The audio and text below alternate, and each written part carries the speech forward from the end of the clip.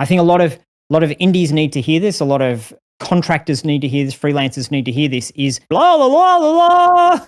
Hey, all you gamers, game makers, beat crafters, knob twiddlers, and waveform wranglers. You're listening to Audio XP. Hey, it's been a while since I've been able to do this because I've been so deep in other game development projects this year, but here we are, we're back, it feels awesome, and I'm glad to be with you. Today's guest is extra special. It's Rick Davidson, CEO of GameDev.tv. If you're not familiar with GameDev.tv, they make excellent courses on just about every facet of game development, from coding in Unreal 5 to making games of 2D and 3D varieties in Unity. They even have art classes, and from what I've seen, they've just launched their very first sound design course. So truly, they are your one-stop shop if you're interested in game development in any sense. I can say with confidence that I'm doing what I'm doing now because of GameDev.tv, making it so accessible. One last thing I want to bring up before I head into the interview is if you're new to the show, what I like to do is feature the music of different composers throughout the episode. But today, for simplicity's sake, it's all just going to be my own music. So if you like what you're hearing, you can absolutely find it at my website. I'll put the link in the description below. And with all that business out of the way, let's dive into my interview with Rick Davidson.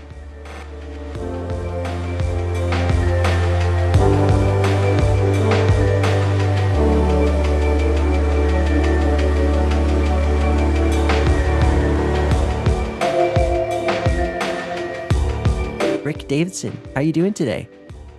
Very well, thank you. Very good. Thanks for having me. Absolutely.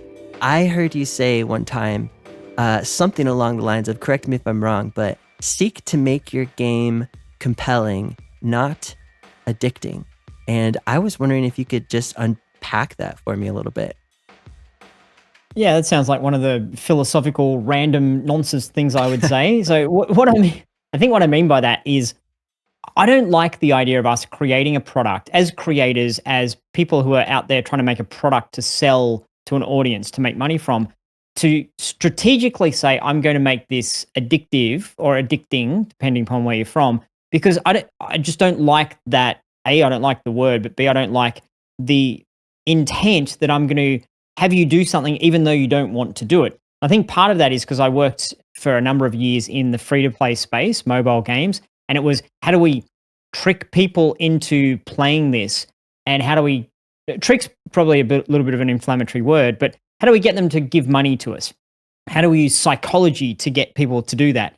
And I've seen a lot of people get addicted to various things, whether it's playing games. And I've been addicted to playing games myself, when I should be doing other things and I'm playing games. I've played a lot of games and got to the point where I just spent the whole day. It's now 3 a.m. Why on earth did I play that for all that time? So I don't think we should be encouraging people to do that. But we want our product, we want our game to be compelling, exciting, amazing, unreal, the sort of thing that people just really enjoy participating in. And I think as a result, the person playing it might play it a lot, which is totally fine. That's their choice. But just the tone of the conversation of saying, let's get our player addicted to our game, for me, kind of smells like that era we went through with free-to-play games where people are kind of, they've spent mum or dad's credit card money and, it feels like what we do to try to trick someone into gambling at our casino. So that's why I'm a little bit, I think we've got a moral, ethical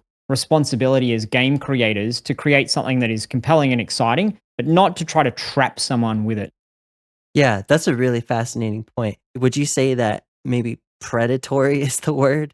Yeah, I think, I'm an old fella, so I have certain expectations of what it means to play a video game. I grew up playing video games, where you had the controller with the stick and the single button, and that you played for ages and ages and ages and kept failing, and then succeeding. Like, yay! Whew, I need to go outside because that was rough. I just spent Yeah. 5 hours on the same level. And there was a certain finality to things. There was a certain limit to things. And I think as time's gone on, as technology's gone on, certainly as internet's gone on, the ethic of let's make a game that's just great and fun and amazing. And people play it for a while, then they'll move on to the next thing. I think it's morphed into once we get a customer, we need to keep that customer forever. Once they start playing our game, it becomes a game as a service. So, hey, design team, what I want you to do is give people these little breadcrumbs, these hooks, these bits of feedback, these goals, so that they never ever leave. And I think it's the intent. You can create a product that is amazing that people want to play forever. That's cool. But I think it's the intent. It's the way we phrase it. It's why are we trying to do that? And it shifts the whole conversation from how do we make something that's just so enjoyable into how do we make something that maximizes the dollar. It changes the way, the feel, the vibe that we put into something. And we didn't have to deal with that way back in the day when I was a youngster, but nowadays, there's so many ways to keep someone playing your thing forever that I don't know if that should be our ultimate goal. Yeah.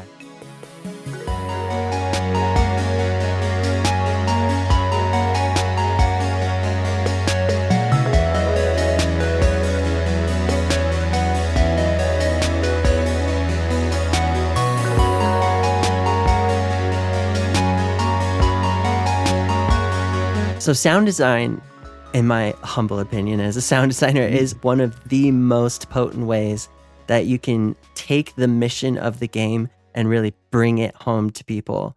And you're a game designer, and I learned a lot from you, from your videos. And coming from the music world into the game world, there's a lot of things that are unique to the medium that I didn't know until I started diving in. Is there anything that you can tell us about as a designer that sound designers should know about to where they could really focus their creative energies on amplifying the game? You know what's interesting, that I think sound design, if it's done well, you don't notice it. And that can be very deflating for a sound designer, because as an artist, you might make a character and people point out and say, whoa, great character, cool artwork.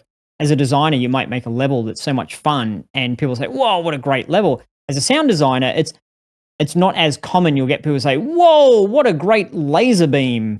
And so I think that can be very deflating. And so the first thing for anyone who's new to audio design in the game arena would be expect that you'll be an afterthought. Expect that people say, oh, crap, we don't have any sound in our game. We better get some. And that they don't really appreciate the difference between, okay, sound design and, whoa, that really makes the game come alive. So that's the first expectation for someone getting into the industry, particularly if they're transitioning from another industry or starting new. The next thing I would say would be along the lines of consistency and emotion, and I call what I would call the player experience. If our vision for the game is, for example, frantic, seems to be the example I always give for player experience, frantic, like lots of stuff going on and things and shooting and there's spaceships coming in and you've got to dodge and very twitchy with the way the player's playing, then as a sound designer, you need to ask the design team, okay, what's the experience we're going for? And they might say, well, we want it to be a lot of fun, like every game is supposed to be a lot of fun. What's the experience? Well, we want it to be, we've got this great mechanic where you can jump and then shoot. Like, that's not an experience, that's a mechanic. What's the experience? And I think a great sound designer could have that conversation and push the team, push the art team, because they might have some ideas, push the creative director. How do you want me to feel when I'm playing this? Do you want me to feel relaxed? Do you want me to feel excited? Do you want me to feel sometimes relaxed, sometimes excited? In this part of the game, how do you want me to feel? So I think that feeling can really speak to, now, what is the asset that I create to support that? And to go extreme on how you do that. So if the team is saying, okay, we want something frantic, then not to take the standard path of, okay, well, when an enemy comes in, we'll do a bit of a zoop as they come in. Maybe when they come in, or maybe if you're also a technical audio implementer, you can implement this, or you can ask the team to. Maybe there's a warning sound right beforehand, and then you see it, and it's going to get you jolting, and you're just going to get the blood pressure rising. Conversely, if you're making a game that's supposed to be sort of atmospheric and relaxing, then rather than taking the standard, okay, that's what everyone does, it's kind of this nice music playing in the background, maybe look to pull in inspiration from other parts of the world. So, or other things you see or other medium. What is relaxing? Well, waterfalls and rainforests and what have you.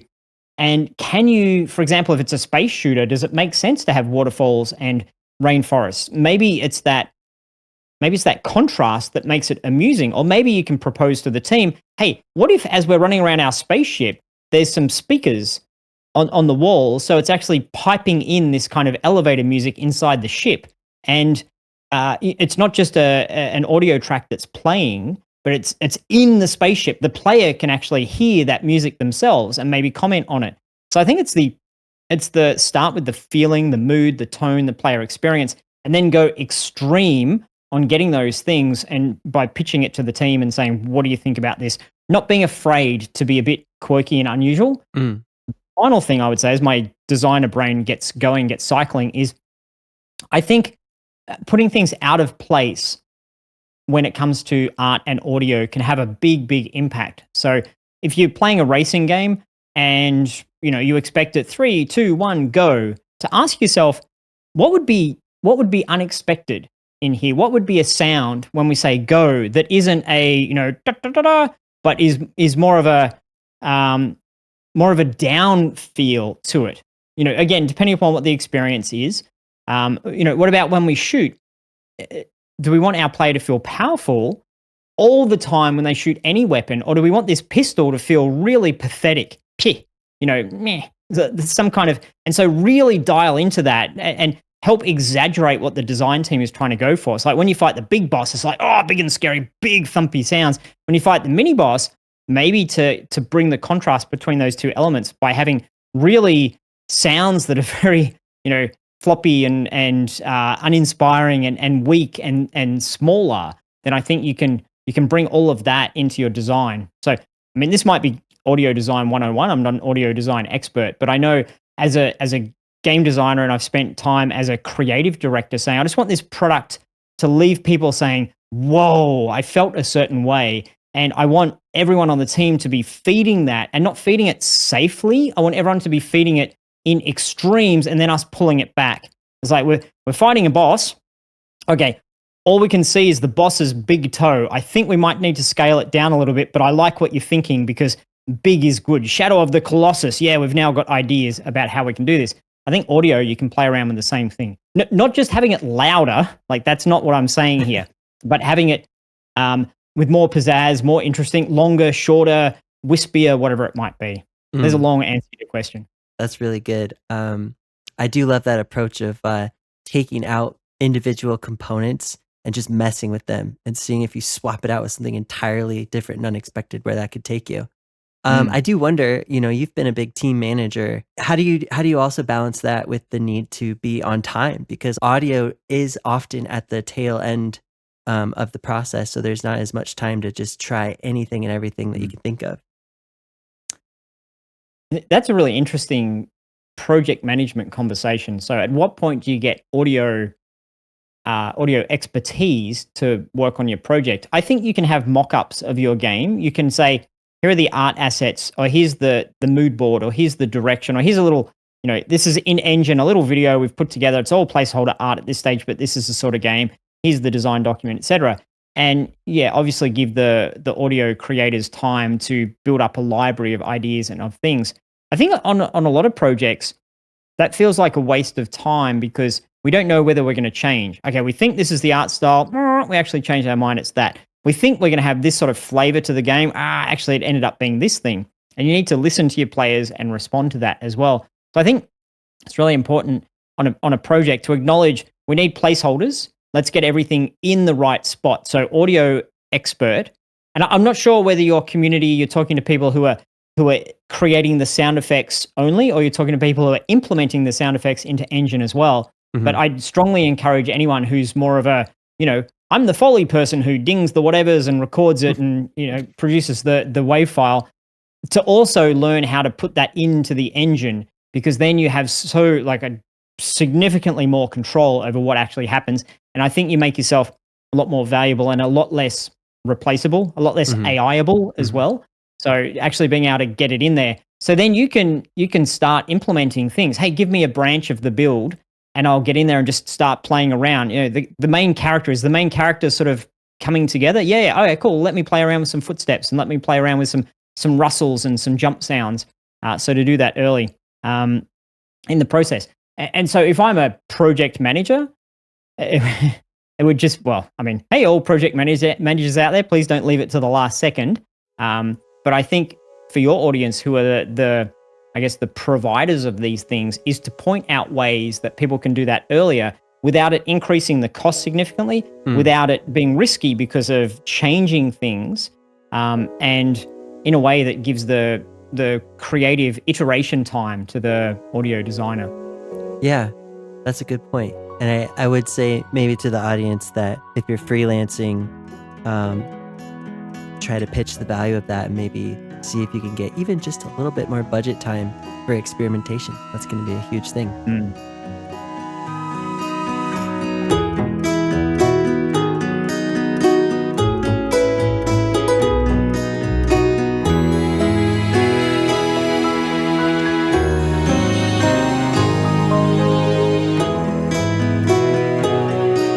Looking back, you've had a lot of different hats on in the game development space, a lot of project management. So I would like to know, what were some of your conversations like with the sound department in the past? Can you recall anything specific? And I think one thing I'm actually curious about is, was there anything that you found yourself telling the sound department consistently, that you just wish all sound designers could be privy to that conversation, especially new and up and coming ones? I always wanted the sound design folks I worked with just to take care of it. I didn't want to give them any input at all. I wanted them to be smarter than me, more capable than me, and in particular, to find all the spots to put sound effects or to place music or to trigger events, etc. I didn't want to have to go through and audit that myself. So there's a real value, I think, if they're freelance pitching themselves, is to say, even if it's like, hey, let me go through and audit your game and I'll map out all the spots I would put the sound effects. I'll do that free of cost and you can pay me if we go with the project. Like, that's a way to add value to the team without necessarily giving them the risk of you going in there and doing that. I think I would always get very frustrated if an audio designer would say to me, cool, so give me a list of things you want. I'm like, but I'm not an expert. I know run and jump and shoot and stuff, but I don't know if trees rustling in the wind, I've never tried to make that sound interesting. So I don't know if I need a sound for that. So that'd be one big thing I'd talk about in terms of asking from others. So if I was having a conversation with someone on the team or someone I'm outsourcing to, I'd say to them, can you go through what we've got and just figure it out for me? Just give me the answer, give me the solution, because you've got the expertise and I don't. And please don't rely upon me to come up with those things. I'd love to be the dumbest person in the room when it comes to getting this figured out. And I would always be frustrated when I felt like I was when I felt like I was the smartest person in the room. I'm like, I don't want to be that person. I want to surround myself by people who know this way better than me. And, obviously an audio designer would know, okay, if you want a gunshot, I've got a library of 1,000 gunshots. Okay, cool. Pick the best one. I want to tell you, here's the vision, here's the feel, and I want you to tell me, right, this is the best way to do it. So I don't know if that's consistent within the industry or if that's just me and my own particular, I like being micromanagey with this and I like being very hands-off with that. But when it comes to audio, I like to be as hands-off as possible and just have an expert figure it out for me. No, you're probably right. It probably is different. In my even limited experience, it's been different. But I think that's a good, interesting point to bring up, because in an industry like film, you obviously do spotting sessions where like you'll sit with the director and they'll see what you've done. They got, no, that's not working for me, or ooh, that was good.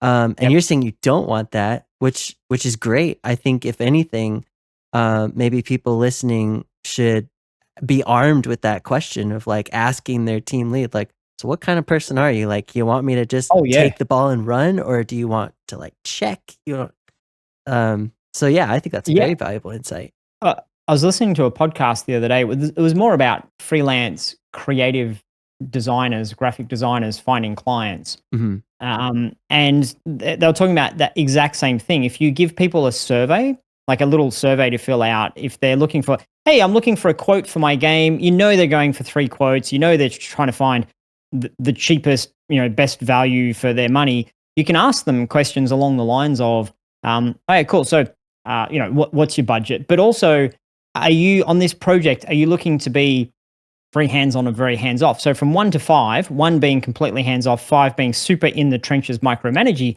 where would you fit on that? And if you're the sort of creator yourself who likes to work with someone who's really right in there telling you, do this, more zing, less of that, then you're looking for a 4 or a 5. But if maybe you're a bit more seasoned and you're like, just get out of my face, please, then that would be an alarm bell for you, and you might pass on that client or not waste the time putting together a proposal for them if you feel they're not quite right. So it's totally okay to give a client those questions, those questionnaire type questions, if you can make it as easy as possible for them. And you might also be able to identify some of their gaps or some of the gaps in their knowledge. So you can ask them questions such as, what's the mood and the tone that you're going for in your game? And they might look at that and say, I don't even know what that mood and tone, how do you want your player to feel throughout the game? What's another game that you think sounds a particular way you want to compare it to? So if they're looking at that, like, these questions you asked me, I don't know the answer to, why are you asking me these questions? Then it's great. You've identified a gap that might be a factor when you're working on the project itself. Is there a time you can remember where the sound department just blew you away, where you're like, wow, this is why I have a sound team? Yeah, so it's, for me, more often than not, because I know just how crazy difficult it is to create good game music. When I hear something that's good game music, it blows my mind. The very, very first time that I was blown away by audio was when, way back a million years ago, when I was at game design school in Vancouver, British Columbia, Canada, I was creating a game as part of my final project with a couple of other folks. And we were working with some of the other campuses, and we were working with the sound design folks. Our game was a top-down, rhythm-based arcade shooter. So you shot in time to the beat of the music. So we needed some cool music. And we reached out to a bunch of kind of indie musicians from, around the world, and, hey, can we use your tracks in our game? And got a few yeses, which was cool. And we also talked to the sound design department, and they put together, they looked at our game and put together this piece of music that was so perfect for the game, so perfect for shooting in time to the beat of the music, rather than the things we just kind of searched around or been listening to that were, that might be right, that might be right. They custom made it, and it just fit. And in our hokey little fun game that we're working on, we had this super professional piece of music that just made everything come alive. That for me was probably, in all of my career, the time where without music and with music was the biggest gap I've ever seen in any product. Other times I'm like, this game's kind of cool and fun, and yeah, we're doing really well, and you put music or sound effects, oh wow, it made it, much better. But this time it went from being to whoa, that was really cool. So that for me really, really shifted my perception of what music could do in particular for a game. And then there was the additional challenge of, okay, so we've got this it's all about the music because the game is all about the music. What do we now do with the sound effects? How do we shoot? Do we try to shoot that's also like a drum beat, or do we shoot that's more like a laser beamy shoot? So I don't think we quite nailed that back in our student project days. We didn't quite nail that, but I think that for me would have been icing on the cake, but the cake was already the amazing music track. What year was that? Where you were? Oh, don't do this to me, Cole. That was back in 1952. No, what was it? That was 2005 or 6, I think. I was at the Vancouver Film School, and it was the second ever game design program at the school. The reason I'm curious is just because as I've been growing in this and learning different game engines and stuff, realizing like, well, they didn't have this not even too long ago. So I was just curious, like back then. We used Flash. We're using Flash with ActionScript. So nice. Yeah. Flash was the bomb back in the day. It was so good. Like every game on Newgrounds and Congregate and Armor games, they were all just Flash games, and just magic of what you could do. And then one day Flash was like, you know what? I don't want to. Or the platforms, I think, were like, nah, Flash, we don't want you at our birthday party anymore. Go home. Well, unfortunately, Flash was letting some nasty burglars in the door. That's why. But yeah. Well, if that wasn't Flash's fault, it's like, come on in, my friends. Steal the cutlery. Doesn't matter. Yes.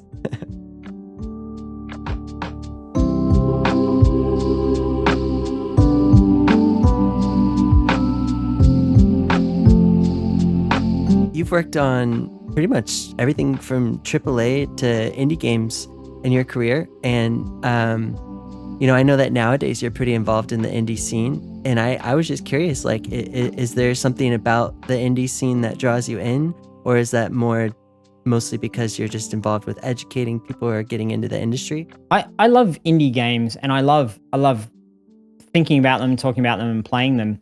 And I really enjoy core game moments, just a small game moment where the character runs and jumps and you have to try to get to the other side. Like, I find that very compelling. And I've never been a narrative designer or a story-based game player even, where it's all about crafting that sort of immersive experience from A to B. I've always been very, very focused on gameplay and the gameplay mechanics as a player in particular.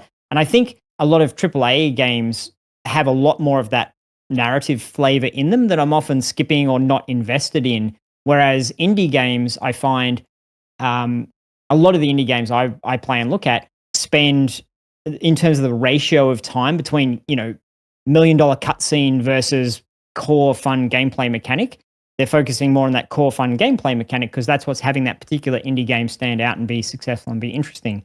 So, I love indie games. I love simple games.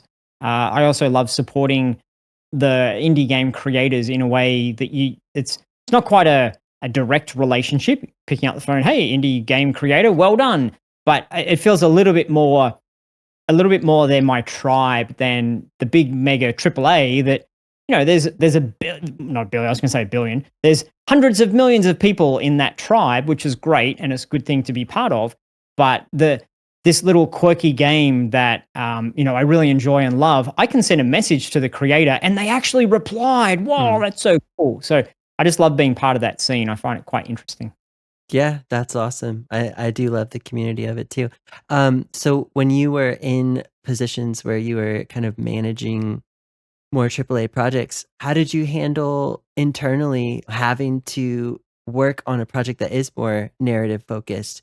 Because I think it's an important skill for all artists to learn how to do things that are maybe, I don't want to say Mm, against our nature, but maybe against our yep. natural bent. Yeah.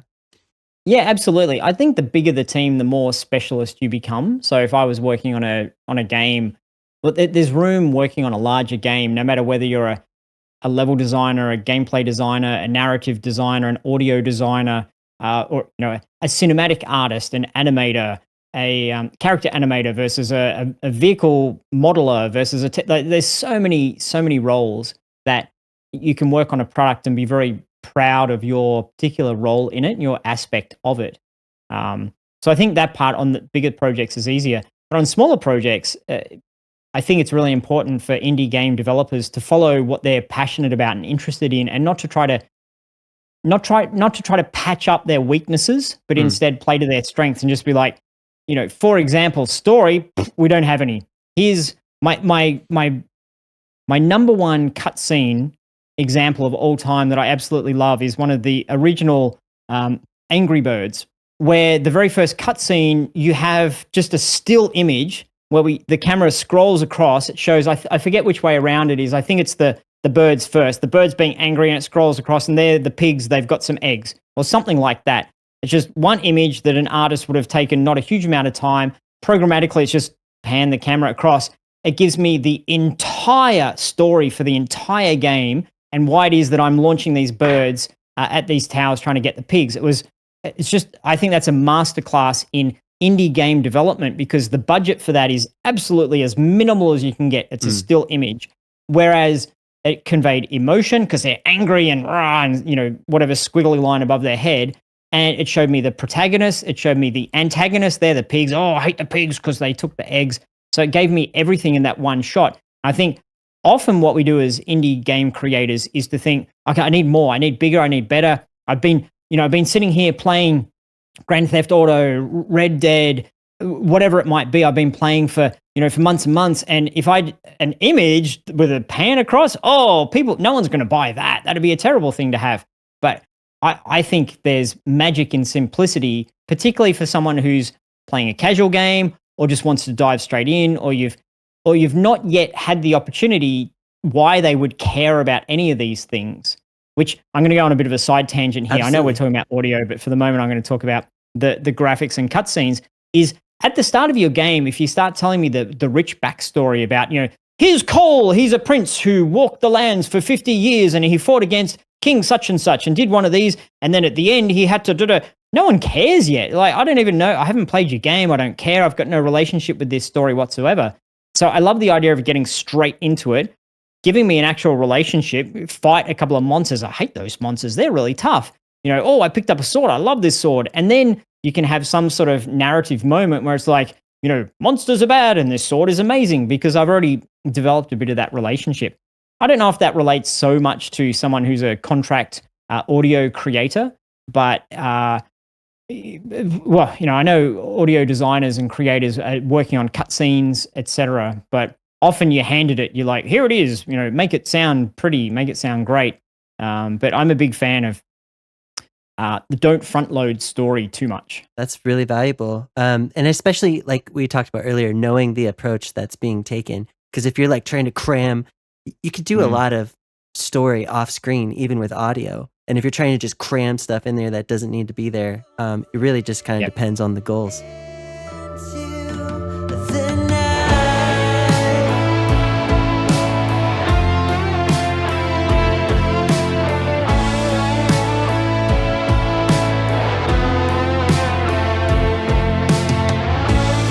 I've been curious about something I saw in your past, a game called Garden Mind.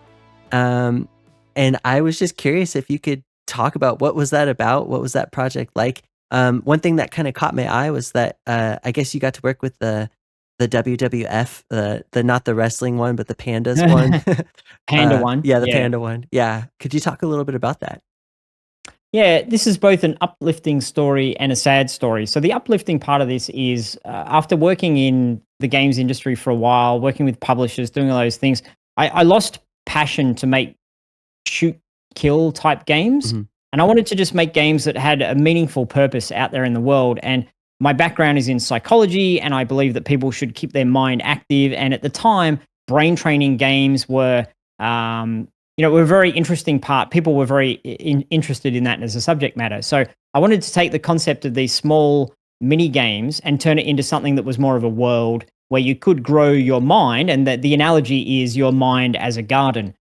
So it was a mobile Facebook game. It was intended to work on the mini games, grow your garden, do all that kind of good stuff. So that was great. And because this is when I'd started my indie studio and bootstrapping it and looking for funding. And one of the things I thought, wouldn't it be cool if we could have a charity component to this, where for each X dollar that we made, we give money to charity, or that people within the game itself could decide to, I want to buy a thing, would I give the money to charity or give the money to the developer? That kind of stuff. And so that is kind of the end of the uplifting part of it. The not so positive part is players don't care. No one cares about this. You care philosophically, by all means. You're like, yeah, help charity, wonderful. Help the animals, fantastic. Like, to a good cause, great. Wonderful, cool. So then do you want to come play this game? Oh, no, that doesn't change my opinion on the game. The game's either a good game or not a good game. I either do or don't want to buy this collectible thing or this power-up thing or these extra points type thing. So I found that whether we had it in there or didn't have it in there, it didn't move the needle at all, which disappointed me. I was really hoping to find a way to do good out there in the world. And more recently in my career, in my life, we at Game Dev TV, we create courses, and we often partner with Humble Bundle and create bundles of courses. And they have a very, very heavy charity component to what it is that they do. And that seems to, maybe it is moving the needle for them. I'm not sure. If they took out the charity component, would you still go buy the bundle for, $30? That's a good deal, irrespective of the charity stuff. But as an organization, they're committed to X% of their sales is going to charity. So, there's a little bit of a full circle in there. Maybe the way that they're executing it is better than the way that I was executing it. But part of the reason that there's very, very, very, very few games or movies or any of these sort of creative pieces of entertainment that have a very heavy charitable undertone is because it doesn't really make a difference to the player's experience or to sales of the product. Everything about what you do, Rick, I can just tell you're the kind of person that wants to make the world a better place. And I love that you have chosen the games industry, for better or for worse, for big or small impact. That's one of the ways that you've chosen to make the world a better place. And I'm just curious, have you had any experiences, whether it's your work or observing the work of someone else, where you go, yeah, games actually can be a positive force for good in the world? There's a lot of bad press around games, isn't there? Mm, Where people who don't yes. quite understand games are like, games are bad, games are evil, waste of time. And I think what happens is a certain percentage of the population don't have balance in their life. So they'll play games way too much at the expense of other important things that they should be up to, whether it's education or career or family or health.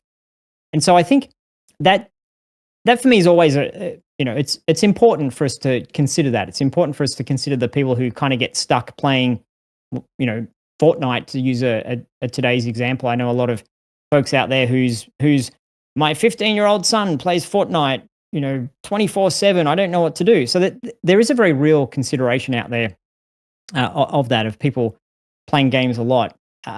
But so for me, part of what I'm really excited. So anyway, bit of a bad rap for some part of games, but games have so much good. They help you relax. They help you connect with other people. They can challenge your mind. You can set a goal and achieve the goal. If it's rainy outside, there's nothing to do, there's nowhere to go. What do I do? Do I sit here and watch Netflix? Do I surf YouTube? Oh no, you know what? I'm going to go and build some more features in my town. I'm going to go, go on a quest with my friend. I think there's a lot of great to be had with games. There's a lot of positive to come out of it, so long as it's in balance, of course. And I've been out of balance a number of times in my life. And for me, after making games, or often trying to make games and having the publisher say, well, we're going to cancel this project, or Mm, circumstances outside of our control, or making it no one buys it. After going through that pipeline a lot myself, I started to get very attracted to how can I help people shift from being just the balance in their life being 100% consumer mm, to being maybe a better balance of creator and consumer.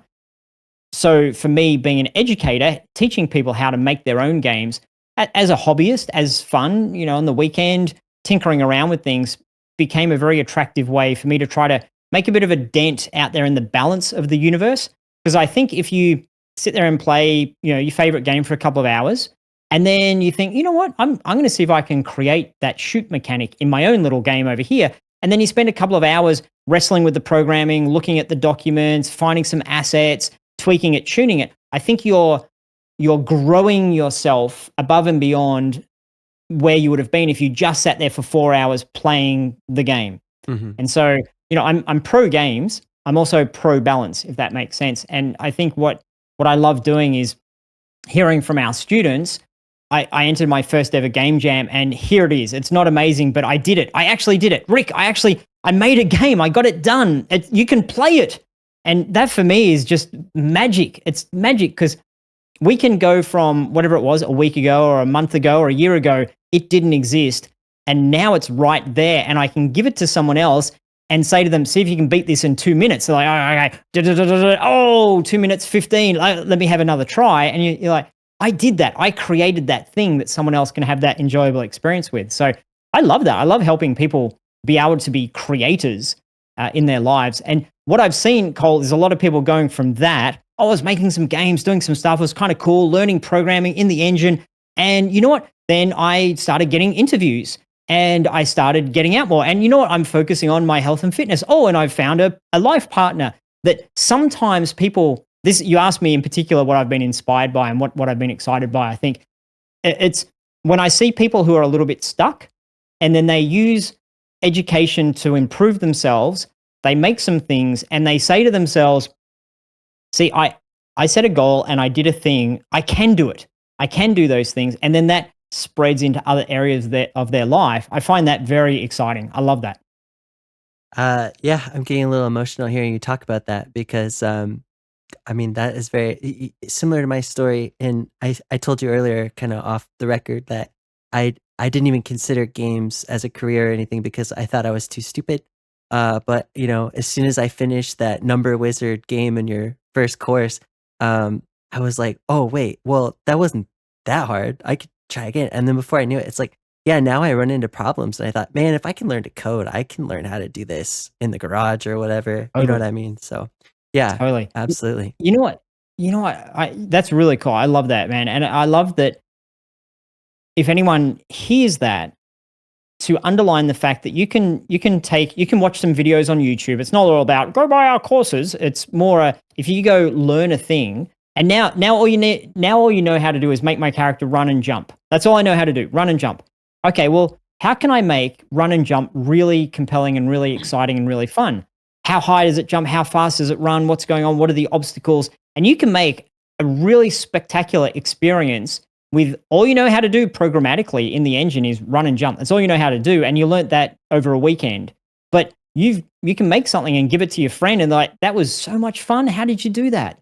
That was so cool. So I think often people see game development as this. I need to know all the things, particularly indie game development. If you're going to get a job, an employer is going to want to know that you're more well-rounded than all you can do is run and jump. They want to know if you've got a few more skills. But I think as an indie game developer, you don't need all the tools in the tool bag. You just need to know a couple of things, and then you tune it and you polish it and you refine it and you play around with it and then you explore. And before you know it, you've got something that is really compelling, a really great experience. Yeah. Yeah, it's true. That reminds me, the first game I ever did without any sort of tutorial help was a little 2-button game, and I gave it to my dad. It was so thrilled. He's like, "No, no, I don't play games." I'm like, "Dad, it's 2 buttons. Just try it." He ended up liking it. It was pretty fun. Oh, that's so cool. And Um, and that's a great story. Yeah, tell that story as much as you can, yeah, because that for me right there is that's why we do any creative endeavor, is to get one person. And it's so symbolic and so wonderful that it was your dad, because yeah, we're often seeking the approval of our parents, and our parents are often tough critics, particularly when they're like, games, that doesn't make sense. Why are you wasting your time with games? And then you give them something like that and they're like, you did this? Like, what, that takes, wow, like, good work. So yeah, I love that. yeah, yeah. It was really fun.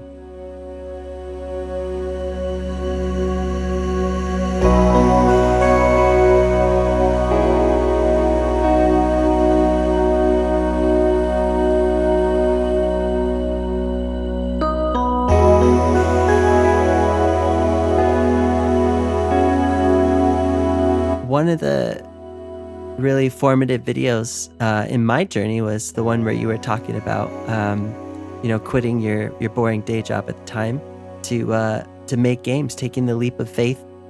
And I'm just curious. Obviously you're very successful, but everything that's worth doing is hard. And I'm just curious. Since you've taken that leap, what are some of the toughest times, some of the biggest defeats that you've gone through? It's a really interesting question. There's plenty of micro defeats along the way. Hmm. We made a game, it didn't sell. I tried a thing, I couldn't figure it out. I hired a contractor or an employee, and they weren't the right person. So there's plenty of those, but they don't stick with me. Those things I don't carry them. I don't continue with them. And I think for me on a day-to-day basis, if I look at it and I say, do I enjoy the subject matter of what I'm doing? Mm, I'm not going to enjoy every day, every task, everything.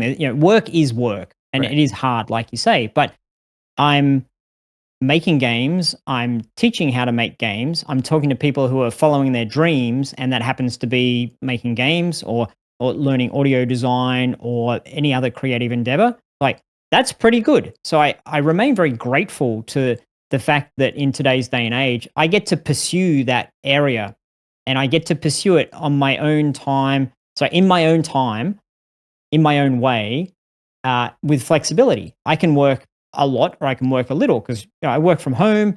I'm somewhat in control of what I do, and I think that's a big attractive element to being an indie anything, is you get to do it on your own terms.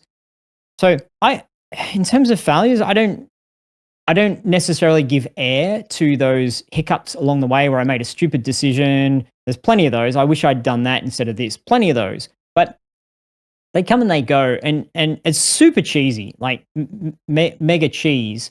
But you hear this all the time from people who are got a few more gray hairs like I do, when they talk about the times that you screw it up is when you make yourself better. That is what wisdom is. Wisdom is doing it wrong. Wisdom is where I said, okay, whew, I tried this particular way of making a game and that crashed and burned. I'm not going to do that again.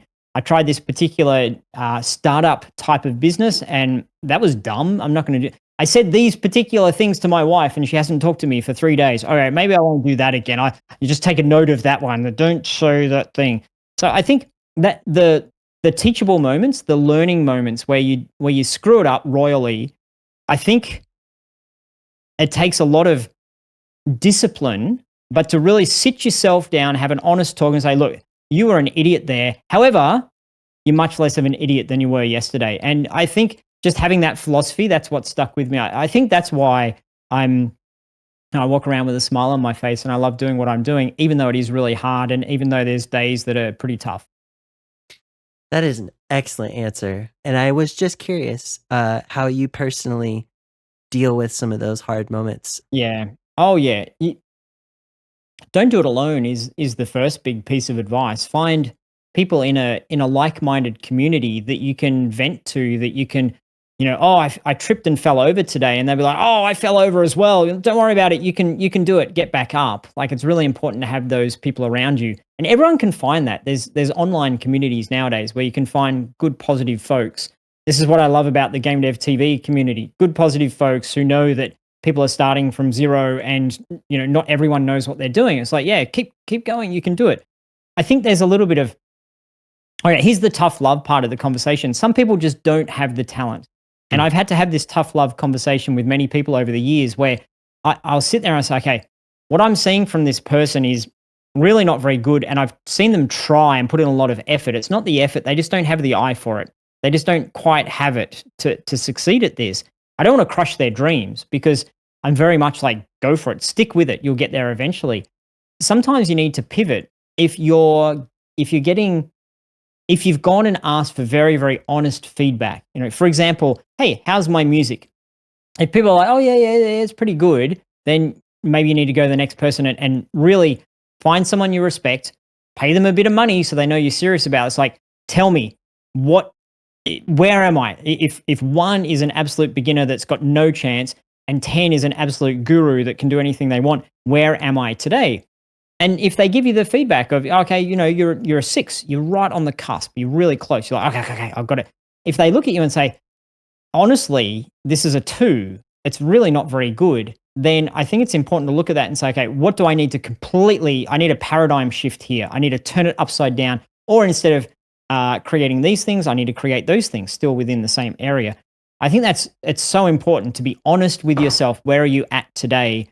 You don't want to delude yourself. I'm going to quit my job and I'm going to go out there and I'm going to make this work. If you're trash, like you just don't want to do that. You need to get in the trenches. And I use the word trash not lightly in this instance. Anytime I start something new, I promise myself I'm going to do something terribly, and then I'm going to do it slightly less terribly and slightly less terribly. That's just you can't be good until you've been bad. It's just it. No one at age, 5 hops on a bike and starts pulling wheelies. Do you say pull wheelies? What's that? Lifting the front wheel off the ground. You just don't do that. It takes you a while to get there. You have to hop on and wobble around and training wheels and stuff. So we all need to accept we have to go from not very good, bad, terrible, making trash. If your first game jam, it's going to be trash. But be excited by that. Look at it. Yeah, I made trash. That means I've only got 7 more trash to go before I start making blah. And then another 2 blahs before I get to pretty good. And then another 1 or 2, that's very good, before I get to a yeah. So you just need to get on that journey as quickly as you can.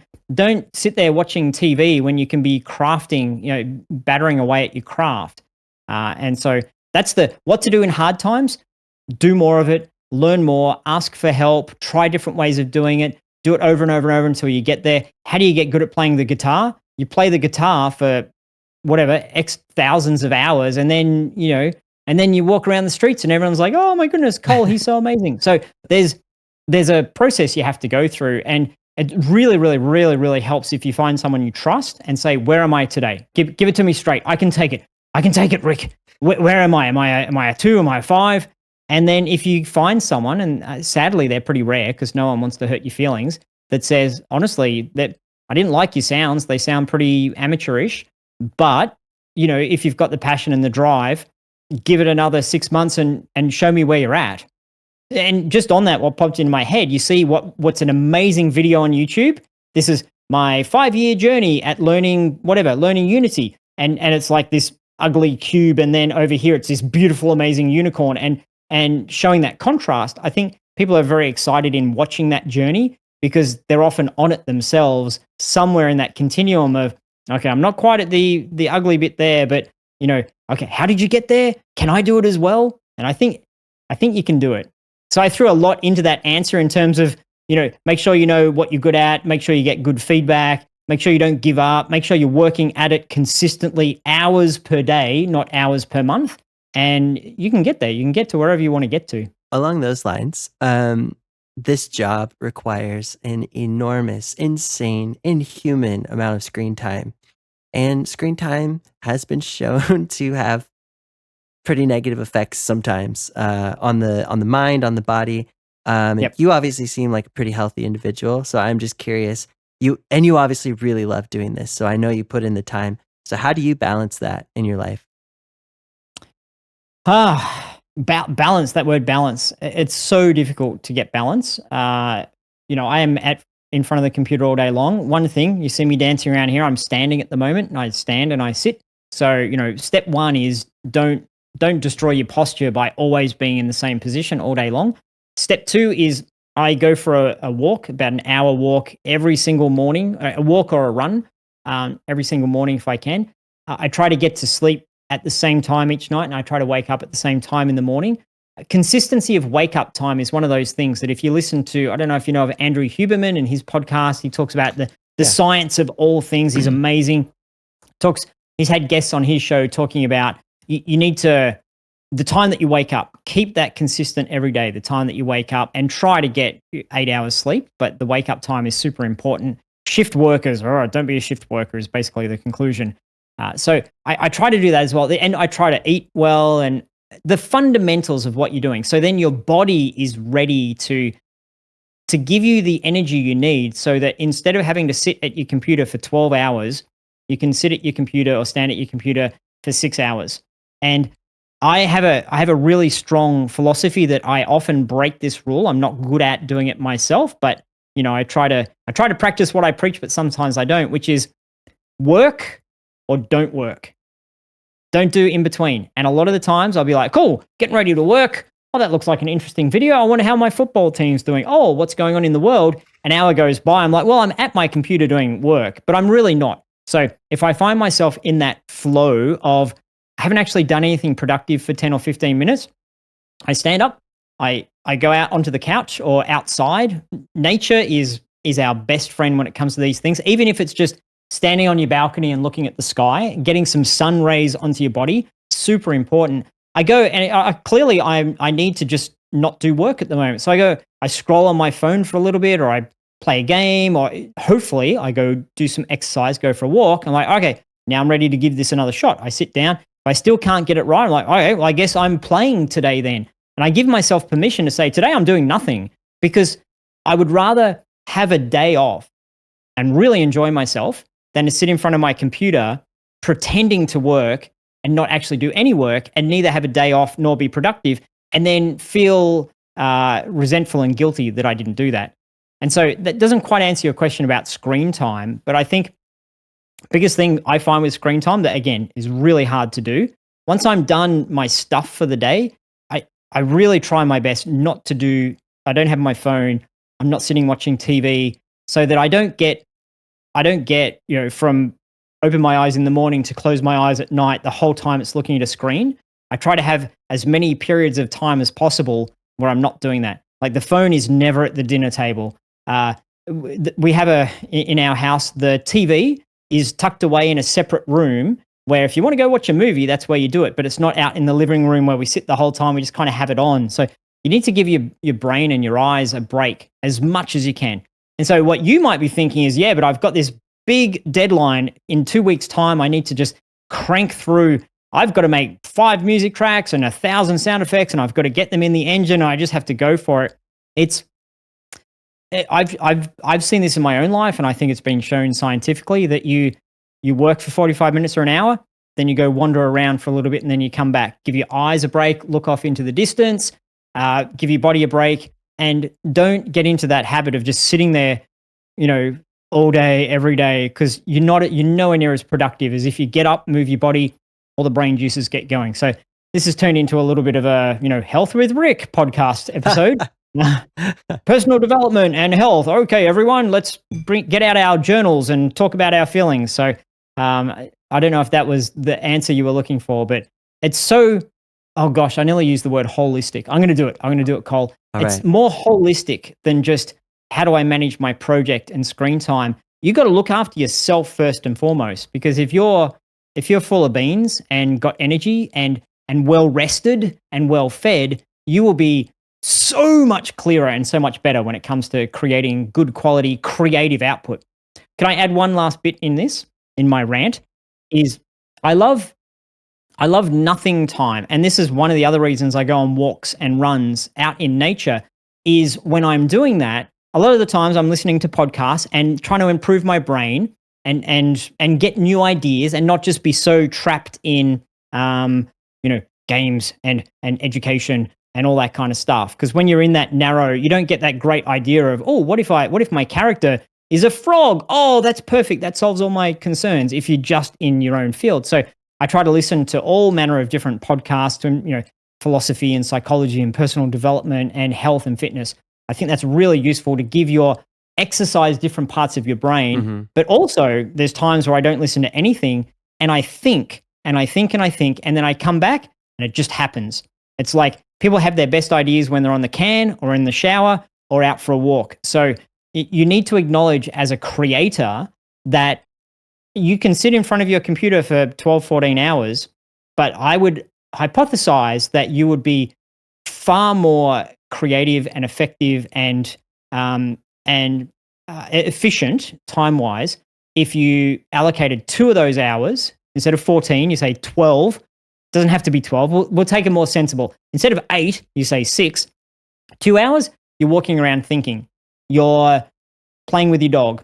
You're hanging out with your friends. Because then magic, I think, happens in your brain. I think a lot of indies need to hear this. A lot of contractors need to hear this. Freelancers need to hear this. Is force yourself to not sit at your computer, because then you will actually work faster.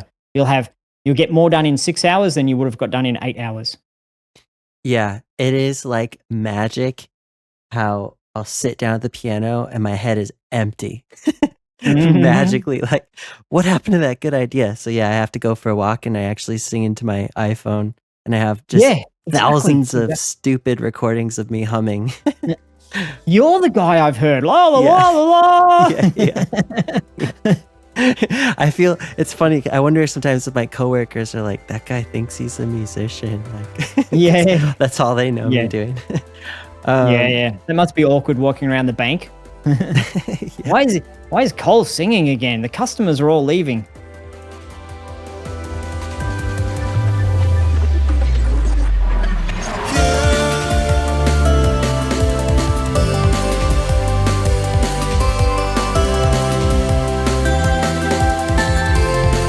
The Western game industry is going through some tough times right now.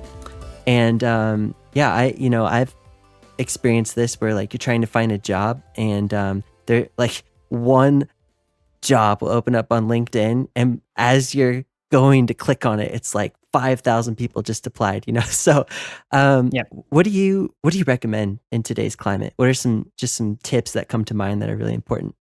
Specifically about getting a job or about doing your own thing? Because I'll give 2 different answers depending upon which one you're asking. Well, if time allows, I would honestly love to hear. I knew you were going to say both.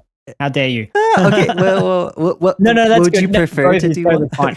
I'm goofing around. Both is fine. Okay. So if you're out there looking to get a job, and I had a conversation with a guy just 2 days ago on this exact same thing. He's like, oh, I've tried this and I've tried that, and I had an interview, didn't quite work out, and like, sounds like you're on the right path. You're doing the right thing.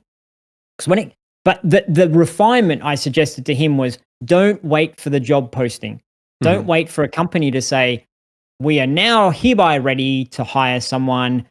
Throw your resumes at us, everyone. Welcome one, welcome all. Because often it's too late at that point.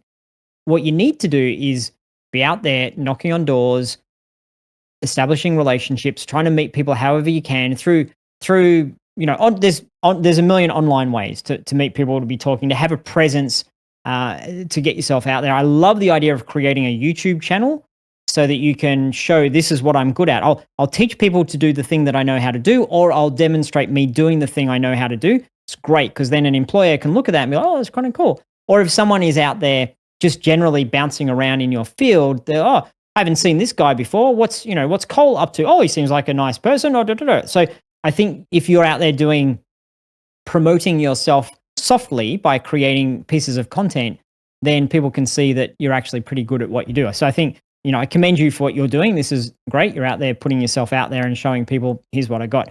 But also, if you identify an organization within your either something you're really into, so I really like that company, I really like that team, I like that product, or someone that's within your region, if you're looking for something where you actually walk into an office, then to reach out to them, to contact them, to take the time to figure out, how would I do that? A lot of people have no idea. I could never do that, Rick. What are you talking about? Well, then go find out how to do that. Like, there's plenty of resources to find out, how do I approach someone? How do I connect with them? Don't just sort of send them a random email and hope for the best. Like, find a good way to contact a decision maker within that organization, and then do something for them for free. Like, hey, I see that you make such and such. I went and created some sounds from scratch. Use them or don't use them. Here they are. Or I went and created a review of your game. Or I went and I went and did some bug testing. Or I went and whatever it might be. Give them some free value or offer them some free value, so that it's not just yet another one of those, hi company, do you have any jobs at the moment? I'm Cole and I'm awesome. Because they'll just be like, nah, not interested. But, hey company, I went and created this cool thing for you. It's a piece of music that you might want to use in your next, promo video. Use it or don't use it. Here it is. If what you create is any good, obviously if it's no good, they might be like, next. But if it's like, that was pretty good, and obviously you need to be pretty good to get the job. That was pretty good. Hey Cole, thanks for that. Hey, what are you up to? Did you want to have a talk? So it can lead to places. So I would say, don't wait for the posting. Get yourself out there. In today's climate, you need to do that. You need to be not just at the front of the line. You need to sneak around to the side door, go on the inside, have a conversation, because I promise you, if a company is not on the brink of kind of going under, they're constantly looking for good people. Good people are really difficult to find, like proper good people. So you have to be proper good, not just, I'm a quick learner. You have to be proper good at these things. And you get proper good by just, 3 hours a day for the next 2 years. You'll be proper good at anything you put that amount of time into. So you need to be proper good, and then knock on their door and impress them. So that's if you're wanting to get out there and get a job. And then all the other things that, I've got in how to get a job in the in the game industry course, that plenty of tips and tricks and resumes and stuff. Resumes should be your last resort. If you're relying upon your resume, you're in trouble. You need to make a thing and show them. You need to, here's a thing I made just for you, and have a look at how cool it is, which is really, really, I was going to say easy. The big advantage for anyone who's an audio person, make some sound effects and put it to a video that's their game or their something they've done. Make a piece of music. It's way easier than being a programmer and being like, look at my code or look at this feature. So you have a big advantage there. You can do that. That's one thing you can do.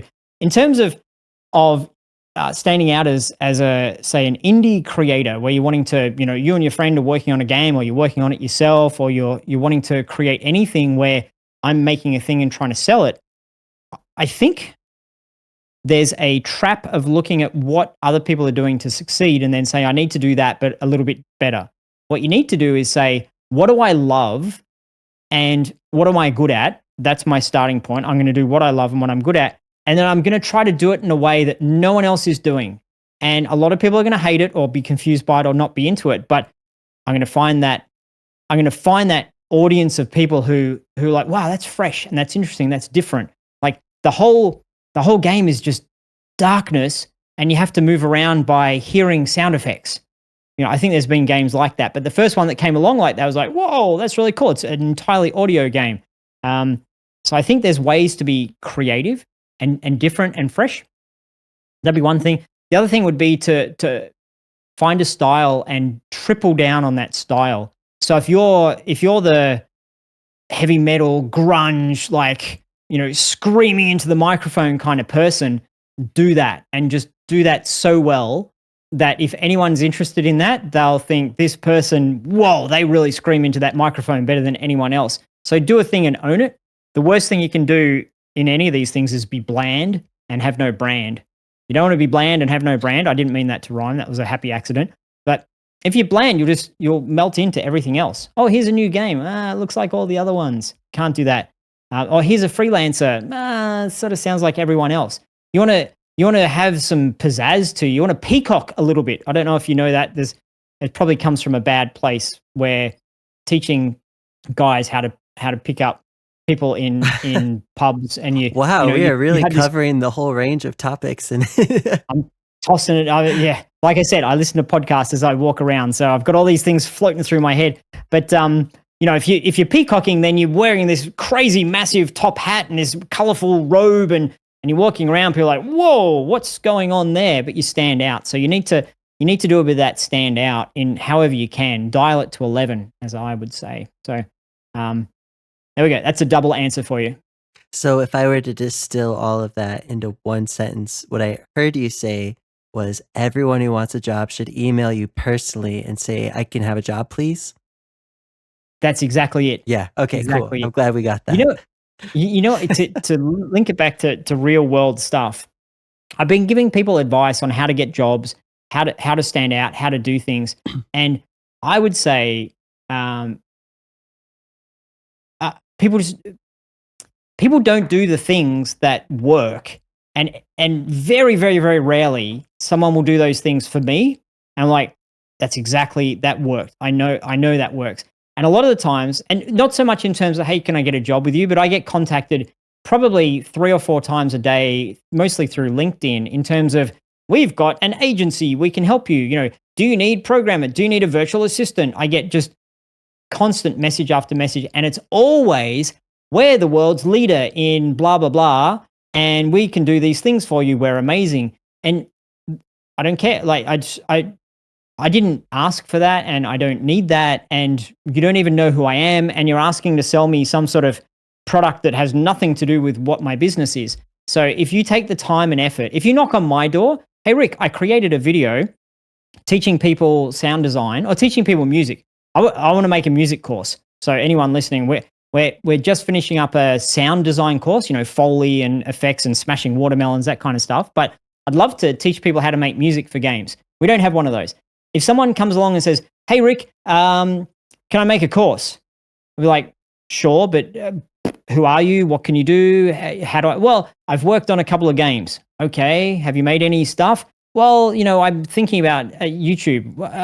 It's so much work on my part. If someone comes along and says, I made a 10-minute video showing people how to turn a simple drum and bass into an atmospheric horror game piece of music that you can implement into your game in 7 minutes. Here's a link to the video. I'd absolutely watch it. If the video was good, you got to be proper good. I'd be like straight away send an email back, come make a course with us. Let's do it. Like it's that easy. It's that easy that all the out there who are like, I'm the greatest in the world. Here's my resume. Here's what we do. It doesn't move the needle. It just doesn't work. Doesn't move the needle. But the person who gets there and says, I made the thing that I know you're looking for as an example of the fact that I'm good, instant success. So hopefully that's useful. Hopefully if anyone's still watching after all my rants, hopefully that's a useful piece of advice. Angry Rick. No. Passionate. Sorry, passionate. Yes. The last question I'd like to know before I let you go is, what's next for GameDev.tv? Thanks for the question. Good question. Big question. We've been working for the past 18 months or so on our own platform because historically we've had our courses on Udemy and we've used Teachable as a third-party piece of software that we've hosted our courses on. And there's a lot of times where our community has said, hey, it'd be cool if we got a such and such, a badge, a different completion certificate, a way to mark the videos done, if I've already watched them, a way to do this, changing that. And each time we go back with, we're kind of sorry, we don't have control over the actual delivery mechanism. We're the content. So we've spent all this time creating our own platform, and I don't want to commit to a date while being recorded just in case it changes. But I I kind of do want to commit to it. But it's probably, depending upon when you're watching this, it might also be already be changed. But the end of May, we should have that. Oh, End of wow. May 2024, we should have that up and running. So it's going to be, it's you're not going to jump on there and be like, whoa, this is totally different. But it'll be that foundation, that framework that we can then add things on top of it and do all the whiz bang things we've always wanted to do, and hopefully get to the point where Game Dev TV is the place where you can get everything you need for game development as a hobbyist. It's just like it's all there: assets, learning, community to talk to, people, a way to find teammates to work on something with, maybe even a way to sell your stuff. Like, oh, I make sound effects. Who's Oh, yeah. interested? Maybe a way to sell yourself as a contractor. It once we get the keys to the kingdom, so to speak, if the community says to us, we would like this particular thing, then we can go ahead and build it. So that's sort of the big thing going on. And then still continuing to ask our community, what would you like us to teach? What do you want to learn? How can we do better? And constantly coming out with new courses and trying to help folks. And the other big thing that we've been playing around with for a little while, not very consistently, but has been our battle videos on YouTube, which I've enjoyed so much doing. It's where we have 3 or 4 people. They've got an hour. We're going to do something where we make a game in an hour, and Unity versus Unreal versus Godot, for example. Go. So we've done half a dozen of those, and I just love them so much. And fingers crossed we can keep being consistent with creating them, but they take a bit of time and effort. But they're so much fun. If anyone hasn't watched those, it's good to just see 3 adults under the time pressure, sweating and then bickering at each other about trying to get their game created and who's the best. And Unity's better than Unreal and Godot's better. It's quite fun. I love it. That's really exciting to hear. That sounds like a lot of really cool stuff. I'll keep an eye on that. Well, thank you so much, Rick. It has been enlightening, surprising, and delightful to chat with you. And I really appreciate you taking the time out of your busy day to do it. Wonderful. Thanks for inviting me along. Really lovely talking to you. Thank you so much for listening to that amazing conversation with Rick. Don't forget to check out gamedev.tv. All the links will be in the description. Once again, thank you. There's a million things you could be doing right now, but you chose to listen to this, and for that, I am so grateful. I hope you have an incredible rest of your day, and I'll see you next time.